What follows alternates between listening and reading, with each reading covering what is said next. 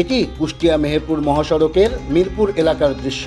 এভাবেই যান চালকদের হাতে বিভিন্ন প্রতিষ্ঠানের ইজারার রসিদ ধরিয়ে দিয়ে প্রকাশ্যে তোলা হচ্ছে চাঁদার টাকা। ক্যামেরা দেখে চাঁদা তোলার সাথে জড়িতরা পালানোর চেষ্টা করলেও শেষ পর্যন্ত মুখোমুখি দেশ টিভির। তাদের দাবি, পৌরসভার কাছ থেকে ইজারা নিয়েই তুলছেন টাকা। অটো থেকে 10 টাকা, সিএনজি থেকে 10 টাকা।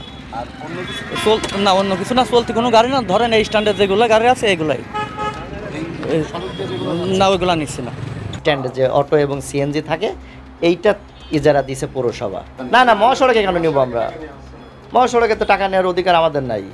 ভিডিও আছে, কোথার থেকে পাইছেন জানি না, কিন্তু মহাসড়কে কেউ নিচ্ছে না। এভাবেই প্রতিদিন জেলার অন্তত 10টি পয়েন্টে অবৈধ যানবাহন থেকে তোলা হচ্ছে চাঁদার টাকা।